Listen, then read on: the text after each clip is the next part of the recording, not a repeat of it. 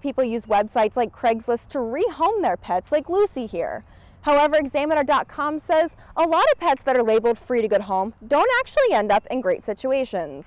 We're here at the Amway Center where thousands of Magic fans showed up tonight to see just who would get picked in the first and second rounds of the NBA draft for the 2014-2015 season. A 34-cent raise per credit may not seem like much, but it adds up. I looked into how a small increase in student tuition could add up to an extra $1 million in the SGA's budget. Lake County deputies tell us the child is currently undergoing a mental health evaluation. They say the child brought in what he refers to as his little black book and showed the other children his plans to kill multiple teachers here at East Ridge Middle School. CampusExplorer.com says if a college couple's going to break up, it's likely to be around the time of spring break, summer vacation, or winter break.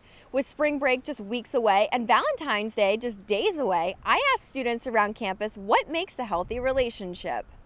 We're here at the Rock Springs Publix in Apopka, where earlier today a foster mother was arrested after leaving a 15-month-old in her car while she went shopping. Next time you plan on driving on a Volusia County beach like these folks here at New Smyrna, make sure you bring a few extra bucks. Volusia County just raised the daily fee to drive on beaches from $5 to $10. The pass used to be $40, $50. Now that's going to $100 a year. I think that's a little bit much. Jerry Kelly and his family escape Canada's winter here at New Smyrna Beach each year. Like Kelly, many are dealing with the big jump in the non-resident annual daily pass to drive on the beach. County residents can expect a small increase to their annual pass, which will go into effect February 1st of this year. It's the first time in almost 20 years Volusia County has changed the prices. NSB resident Gary Jones feels the county raised prices too much. I don't think it should be $10. I think it should be $7.50 or rounded off to $8. The county's news release says daily passes now allow drivers to re-enter the beach once a day without repaying. The county says the raise in vehicle access passes is helping with the cost of beach operations like lifeguarding and beach maintenance. You keep these lifeguards working quite a bit, and they need all the equipment that they can use to afford. And if they have to go up on a little bit of, I call it wages for the lifeguards, more power to them. Volusia County also raised the daily fee to park at Ponce Inlet's Lighthouse Park and New Smyrna's Dunes Park to $10. In New Smyrna Beach, Kelsey Walker, UCF Nightly News. Brian Kleinschmidt graduated from UCF's Nicholson School back in 2004. He's currently in the running to win $1 million and his dream job with Universal Studios. I sat down with Kleinschmidt to see just how Doritos and a spelling bee could win him a Super Bowl ad contest. Joe Montana voted for it. Hulk Hogan voted for it last night, so he blasted it out. Kleinschmidt's entry in the Doritos Super Bowl ad competition is currently one of the top 10 finalists. The ad he made features two kids competing in a spelling bee, and second place wins a supply of Doritos. The kids purposely misspell the words in hopes of landing the prize of chips.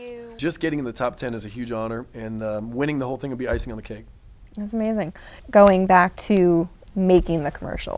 Where did the spelling bee idea come from? Kind of brainstormed with my parents a little bit. They started laughing, I started laughing, and the rest is history.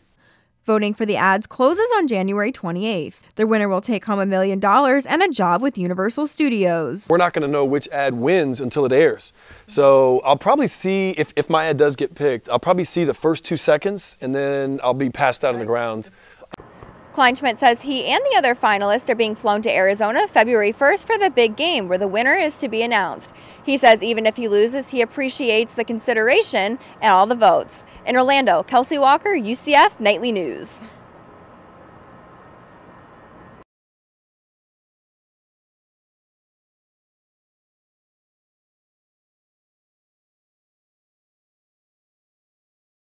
You're watching WESH 2. Thanks for joining us. I'm Kelsey Walker with this WESH 2 News Update. Tonight, the CEO and chairman of Orlando-based Darden Restaurants, Clarence Otis, is stepping down.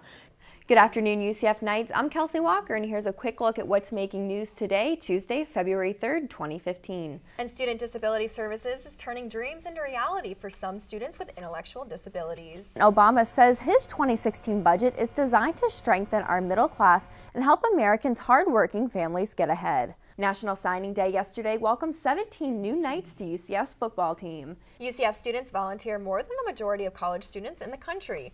The Carnegie Foundation for the Advancement of Teaching and once again honored the University of Central Florida this month.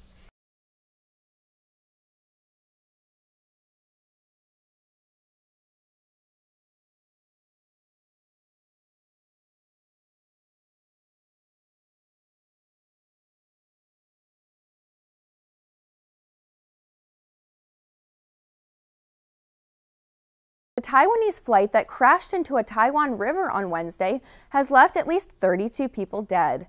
Officials say 11 people are still missing.